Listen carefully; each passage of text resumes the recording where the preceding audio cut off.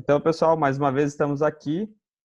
Eu, Henrique Girardi, Júlia Caetano, Dave Whindersson Nunes, parecido com o Whindersson Nunes, Miguel Galvani, Matheus Eduardo, Yasmin Drebes, Lucas Batista, mais conhecido como Leite com Pera, vulgo Leite com Pera, Ivan de Paiva, nosso mestre da noite, que vai ensinar a gente, Isis, que não é a Valverde, Laís de Almeida, Gui Moraes, Mini Leandro, Sarinha Lopes, Paulo Betatti, João Paulo Betatti, Ana Sivinski, agora trocou aqui os lugares, Joãozinho, Eduardo, Júlia Lima, trocou de novo, Calorindo, Manu Schneider, Larissa Mansur e Alana Pula. Então tá contigo aí, Ivan. Beleza. Coloca o texto para nós, então, lá, para a gente ir olhando juntos.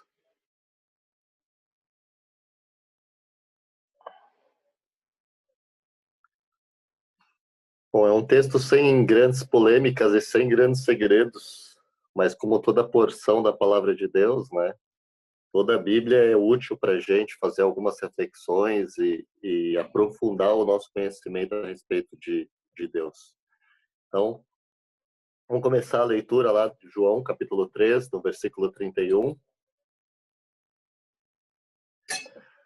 Quem vem das alturas certamente está acima de todos. Quem vem da terra é terreno e fala da terra. Quem veio do céu está acima de todos. Já essa passagem como um todo, né? A gente veio lá, já foi conversado a respeito de todo esse capítulo, a história de Nicodemos, o encontro de Nicodemos com Jesus, tudo o que está acontecendo. Esse finalzinho do capítulo 3, a ênfase é a respeito do testemunho de quem Jesus é e do que ele veio fazer, né? Esse também é um dos temas chaves do Evangelho de João, né? Dizer que Jesus é Deus e dizer que Jesus veio para nos salvar. Então, esse termo, traduzido por testemunho, ele é utilizado 47 vezes só nesse livro de João, para vocês terem ideia como isso era algo que estava forte na cabeça de João quando ele escreve isso, né?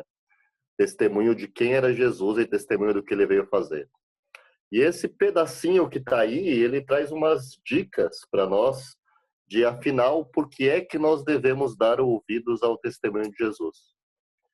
E a primeira razão está aí no versículo 31, porque Jesus veio dos céus e está acima de todos.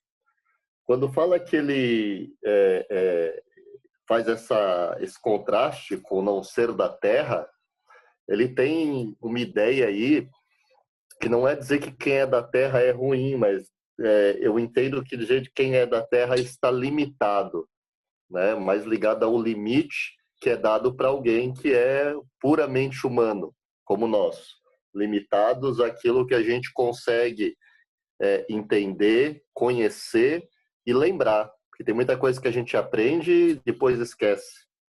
Mas ele começa dizendo que Jesus não, Jesus ele não é da terra. Ele veio do céu. E por isso faz dele uma condição diferente de todos os outros que já tinham vindo, mesmo dos que falavam em nome de Deus, como João, que era o João Batista, que era aquele que veio antes dele para anunciar, que era um profeta, e como todos os outros profetas que vieram antes dele. Ninguém nunca disse que tinha vindo dos céus. Jesus é o primeiro a falar isso. Isso mesmo na seita, se a gente for ver, as pessoas não falam isso, que veio do céu. Isso é uma prerrogativa que está ligada única e exclusivamente à pessoa de Cristo mesmo. Quando a gente vai para o versículo 32 lá, continua a leitura, diz que ele está acima de todos e dá testemunho daquilo que viu e ouviu, mas ninguém aceita o seu testemunho. E quem, porém, aproveita o testemunho que ele dá, certifica que Deus é verdadeiro. Então, a segunda dica que nos dá de que nós devemos acreditar no testemunho de Jesus, a primeira é porque ele veio do céu e está acima de todos. A segunda é porque Jesus ele dá testemunho em primeira mão o daquilo que ele viu. Ele é o único que esteve lá no céu, né? Ele é o único que esteve com o Pai, porque na verdade ele é Deus. Ele é o único que conhece, e quando ele fala de algo que ele conhece. Ele fala de algo que ele vivencia, ele fala de algo que ele sabe, ele fala de algo, de uma realidade que ele cria. Então, ele tem condições, é o único que tem condições de dar testemunho das coisas do céu, porque ele esteve lá, né, o tempo todo. Então, ele fala das coisas que ele viu e ouviu do Pai. A gente vai ver mais para frente, lá no capítulo 8, ele falando a respeito disso, né? E aqueles que recebem esse testemunho, eles acabam vivenciando a experiência de que ele é verdadeiro, e ter isso na sua vida começa a gerar uma série de mudanças na nossa vida, que é o que a gente vai ver mais para frente. No versículo 34 e 35, pois aquele que Deus enviou fala as palavras de Deus, porque ele não dá o Espírito por medida. O Pai ama o Filho e entregou todas as coisas na mão dele. Tá aí o terceiro motivo de que a gente deve confiar no testemunho de Jesus, é porque Jesus foi enviado pelo Pai, né? É interessante, tem uma discussão na teologia, que a gente não vai se prender a isso, né, sobre o que ele quis dizer aqui com essa questão de que ele não dá o Espírito por medida. Tem uma linha de teólogos que diz que ele estava falando isso em relação à quantidade. Não é a principal vertente, para mim, pelo menos, não é o que eu mais tendo a acreditar, mas eu não vejo nenhum problema em acreditar nisso também. Não unicamente, mas também. Quando ele fala de quantidade, eles entendem o seguinte: Deus é o único que pode dar sem que ele perca, sem que ele fique com menos. Então não está ligado à medida. Qualquer outro pessoa, ser ou o que você pensar, quando dá, ele fica com menos. Então, se você vai dando, você vai cada vez ficando com menos até chegar um momento que você não tem nada, você se esvazia. Deus é o único que pode dar, e mesmo dando abundantemente, ele não deixa de ter ou de ser nada, nem um milímetro a menos do que ele era e tinha, né? Então, essa era uma das visões que tem nessa discussão. A outra está dizendo que Jesus, na verdade, aí ligado à questão de Jesus, que os primeiros dizem que isso é a todos os crentes, mas eu entendo que no contexto fica claro que isso ele está falando a respeito de Jesus, né? Ele fala que Deus não dá o Espírito por medida, porque Deus não tá preso a nenhum tipo de limite, né? E esse Espírito também não está dado apenas a um pequeno grupo. Esse Espírito está dado a todos aqueles que estiverem dispostos a receber, não vai faltar. Ou seja, o convite é para mim, é para você, é para todos nós. A questão é o posicionamento que nós vamos ter frente a esse convite. Então, não é que poucos vão se salvar porque a quantidade que foi derramada seria suficiente para poucos. Tipo, a gente vê aí nas promoções dos lugares, né? Pague 50% mais barato aos 100 primeiros que comprarem. Porque tem um limite que aquela promoção suporta.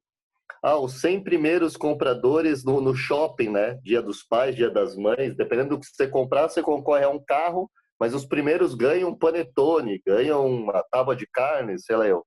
Chega uma hora que acaba, porque tem uma quantidade limitada. São só para os primeiros. Aqui não são só para os primeiros, porque Deus não tem esse limite. Ele não dá por limite. Ele dá a todos aqueles, não vai faltar. Não é só porque correu na frente, né? Enquanto Jesus não voltar, haverá salvação para aqueles que creem no nome de Jesus e aceitá-lo como seu único e suficiente Salvador.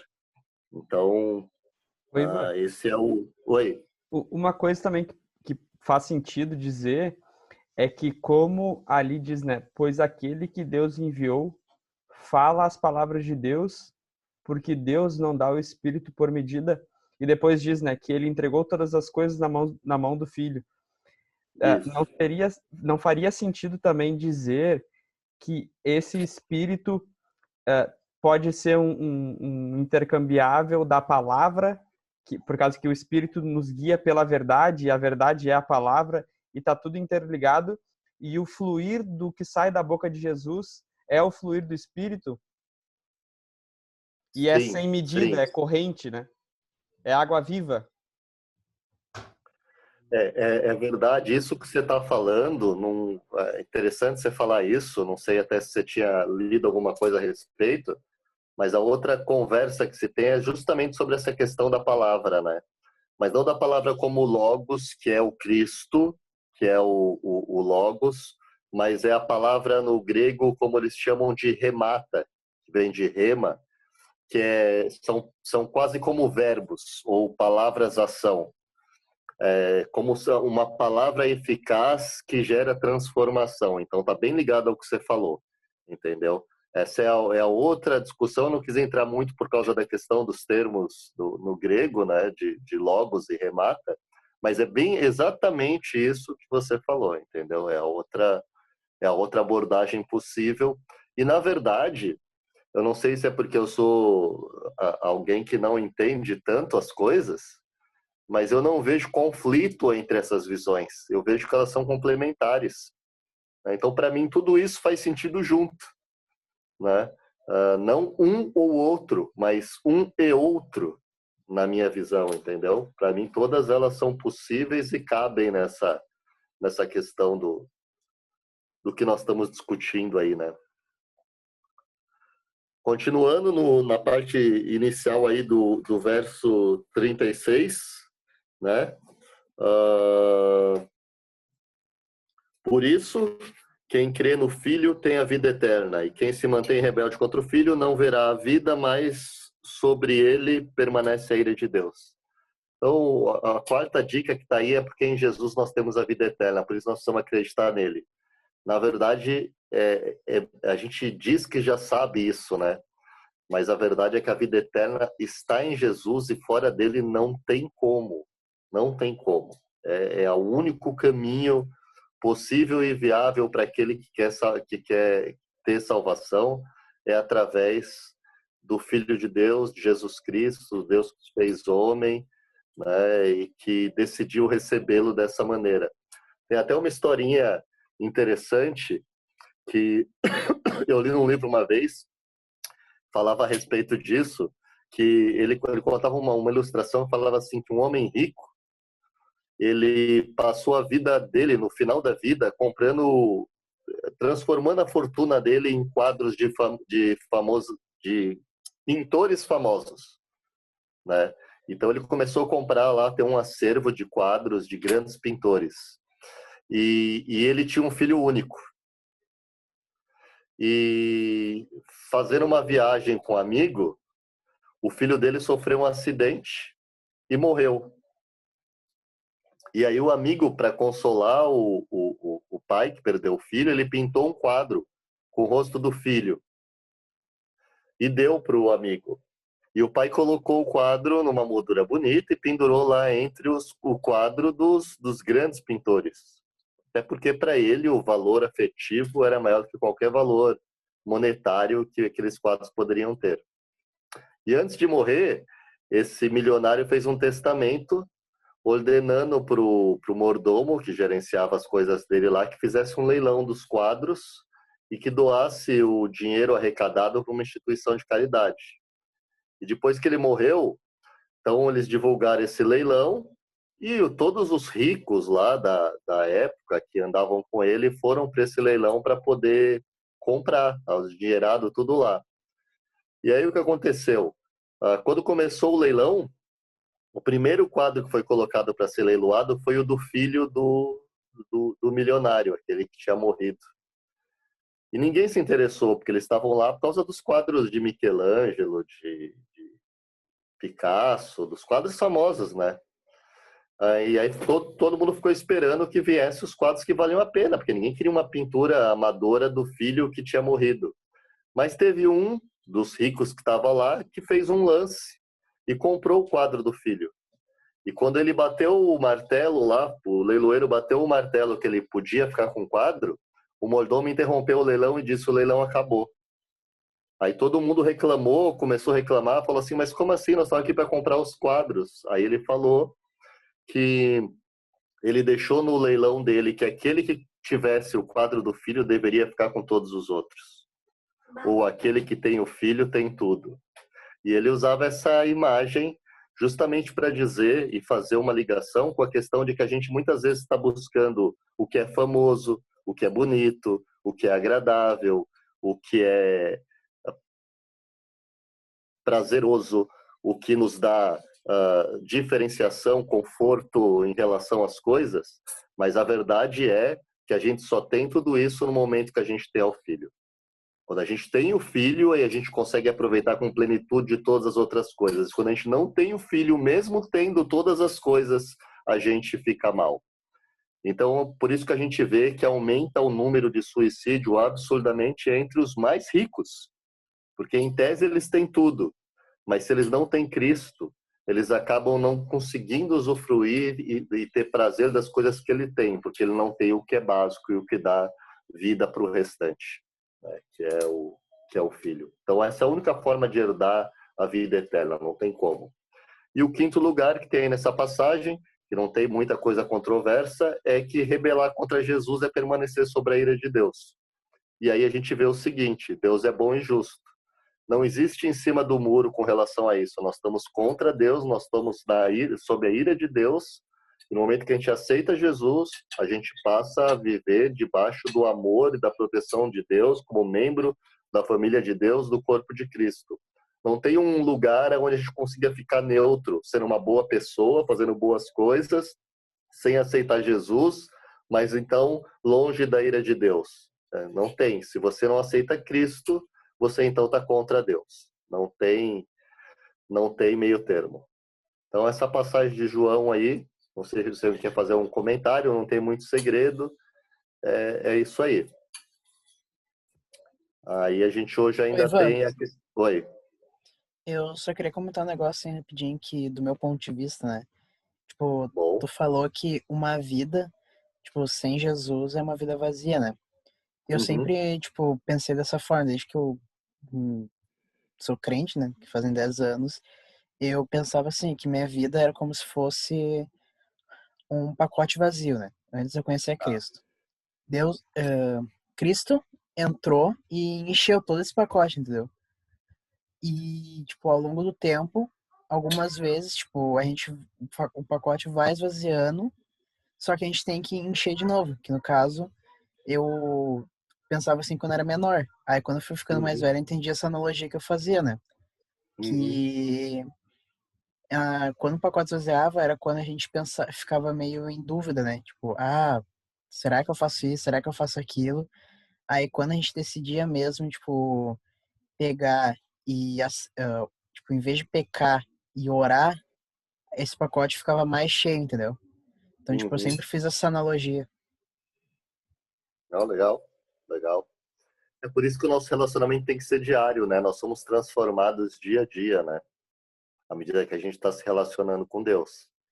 Então, a Bíblia fala que nós devemos nos encher do Espírito, buscar isso, desejar isso. Isso é feito numa vida prática, dia a dia, onde a gente está constantemente sendo levado a fazer escolhas, né? Desde as que parecem mais simples até as mais complexas, a gente tem que sempre escolher. Nós temos o livre-arbítrio para decidir se a gente quer ou não obedecer, se a gente quer ou não seguir o que nos foi dito, ser obediente ou desobediente. E quanto mais a gente segue o que ele falou, mais a gente se enche, mais a gente se sente pleno e mais a gente vive uma vida, como ele disse, né? Uma vida em abundância, que foi para isso que ele veio, para que tivéssemos vida e vida em abundância. Aí a gente entra na introdução do texto de Jesus com a mulher samaritana. Eu vou ler do 1 ao 5, vou ler todo ele e a gente faz um comentário, até porque eu acho que o tempo está terminando aí, né? Então, capítulo 4, quando Jesus soube que os fariseus tinham ouvido dizer que ele fazia e batizava mais discípulos do que João, se bem que Jesus mesmo não batizava, e sim os seus discípulos, deixou a Judéia, retirando-se outra vez para a Galileia. Era necessário passar pela região da Samaria. Assim Jesus chegou a uma cidade samaritana chamada Sicar, perto das terras que Jacó tinha dado ao seu filho José. É bem interessante isso daí, vou só introduzir o assunto. Tem muita coisa só nesse pedacinho aí, essa passagem da mulher samaritana, então, meu Deus do céu. É um dos textos que talvez tenha sido mais pregado, mas, sei lá, eu acho que dá para fazer umas 10 pregações em cima disso, eu acho que ainda não falaremos tudo, né? Mas eu quero chamar a atenção para vocês de algo que não está diretamente ligado ao texto primeiro, mas está ligado à condição. Aqui, Jesus está fazendo uma transição de diálogo. Ele estava conversando com Nicodemos, que era um doutor da lei, e agora ele vai começar a história com uma mulher samaritana. O contraste é gritante, né? Para aquela época, nós estamos falando de um homem que tinha importância, que era judeu, ou seja, do povo de Deus, que era fariseu, que era um grupo que estava em crescimento, era mestre, membro do Sinédrio, né? Que era um cargo importantíssimo, em comparação com ela, que era mulher, ou seja, não tinha valor, samaritana, menos valor ainda na época, inculta, vivendo uma vida imoral. Mas o legal é que se você olha isso, porque essa divisão de capítulos, na verdade, não existe como nós colocamos, né? Você consegue ver a beleza da Bíblia mostrando que ambos precisavam de Jesus e ambos foram alvos do amor de Jesus. E eu acho isso muito legal nessa passagem, né? Nessa mudança da conversa que vinha do Nicodemos para mostrar a mulher samaritana, né?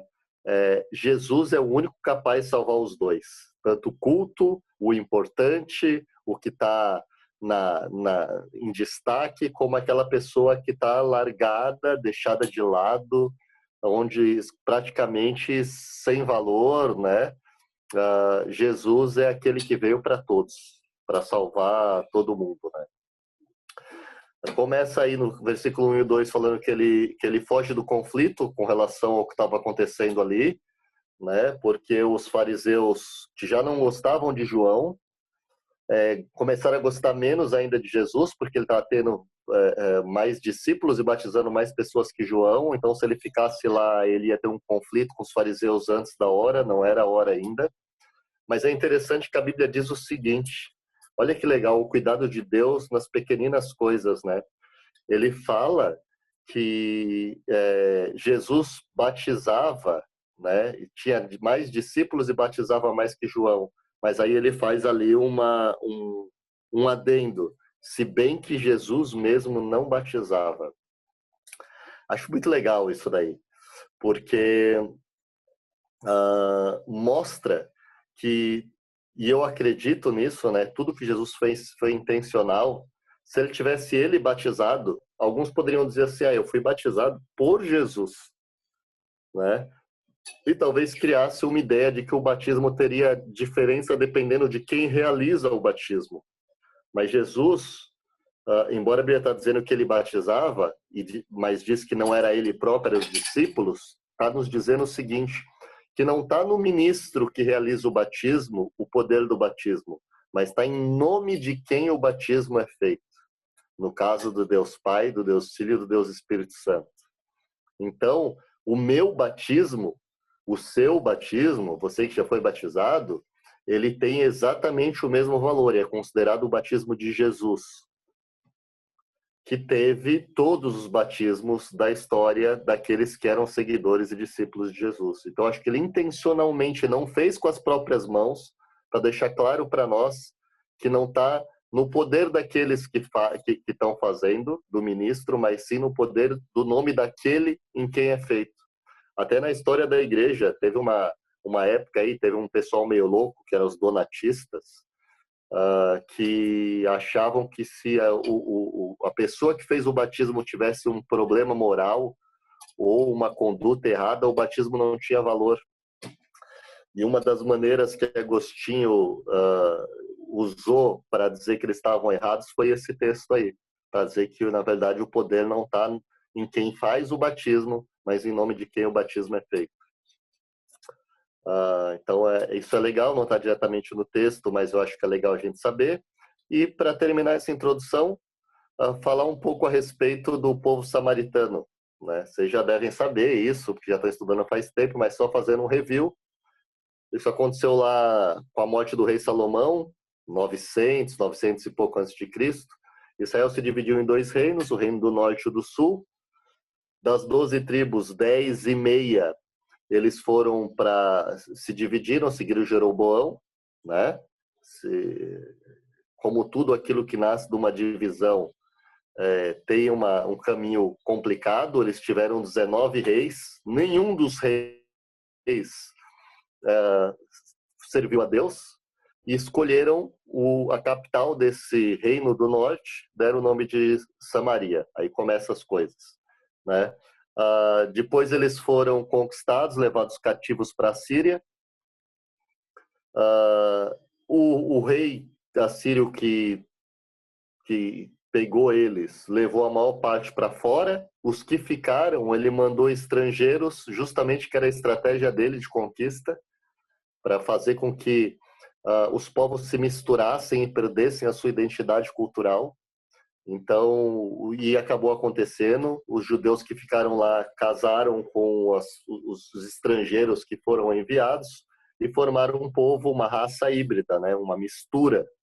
E com isso também se tornou um povo sincrético, ou seja, eles trouxeram os deuses deles e ficou uma misturada toda. Aí o Reino do Sul também foi levado cativo, só que pela Babilônia. Depois de 70 anos eles são libertos, né? ou voltam para reedificar o templo.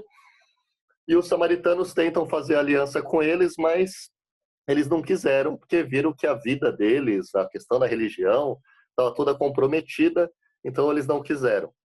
Aí os samaritanos, com ciúmes, eles começaram, a gente vê lá em Esdras, a tentar atrapalhar a reconstrução do templo. Isso gerou um ódio, né, entre samaritanos e judeus. Mais para frente, quando Neemias veio da Babilônia com o propósito de reconstruir os muros, samaritanos também eram os seus inimigos, a gente vê lá em Neemias. Depois, os samaritanos ergueram um templo no Monte Gerizim, que não era o lugar para ser erguido, e esse templo foi destruído por um israelita lá para frente, né, que era o João Hircano. Ou seja, eles passaram a vida brigando e se odiando um ao outro, até um ponto que eles não conseguiam mais conviver um com o outro.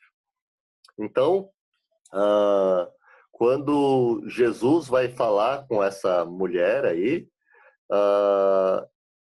ele está quebrando uma série de barreiras, né? Porque um homem não devia falar com uma mulher, um rabino não devia falar, ele não falou um rabino para os mais... Vocês terem ideia, para os mais bitolados, ele não podia conversar nem com a mulher dele mesmo em público. Quanto mais com uma samaritana, quanto mais com uma mulher de uma vida moral complicada, né? Que já tinha casado com 5 homens, vivia com o 6º, que não era marido dela. Ivan, aquela questão que a gente sempre fala de que eles desviavam, né? Eles faziam todo um caminho mais longo para chegar onde eles queriam, para não passar por Samaria, né? Pelo menos foi sempre isso que eu aprendi, né? Uhum. Na verdade, boa, Henrique. Se você olhar no mapa, tinha 3 estradas para fazer o trajeto do sul ao norte. 3. Uma delas era pela proximidade da costa, que era mais difícil e complicada. Outra era através da Pérea, né? Também era difícil, e tinha um que passava pelo centro, que era cortava mais caminho, que dava no meio da Samaria. Mas os judeus faziam qualquer uma das outras 2, mesmo sendo mais arriscada ou mais longa, né? E depende, se você tinha pressa, você ia pela mais arriscada, mas corria mais risco, era menos segura, ou você ia pela mais longa e demorava mais, só para não passar por ali, tamanho conflito que tinha entre eles, né? Não queriam contato de jeito nenhum. Então é bem isso mesmo. Essa é a situação. Era um ódio onde eles não podiam se ver, né? E é interessante porque a gente vê o seguinte, que quando Jesus vai conversar com ela, ele quebra essa barreira cultural, né? Porque o nome da cidade lá, Sicar, significa cidade dos bêbados. Jesus mandou que os discípulos comprassem comida lá. Pra você ter ideia, os judeus consideravam toda a comida da Samaria imunda. Então já era complicado querer comer lá, né? Porque você se tornaria imundo comendo lá. Então ele não poderia conversar com uma mulher em público, ainda mais na situação que ela estava, né? Ele quebra uma barreira racial, né? Porque os samaritanos eles eram considerados um povo. Eu li uma vez um rabino que dizia que o samaritano era um combustível para o fogo do inferno. Você tem ideia como eles são, ainda hoje são assim, né? Eles olham para essa história desse jeito aí, né? Tem um teólogo, um comentarista chamado William Berkeley, que ele fala uma coisa que eu achei muito legal.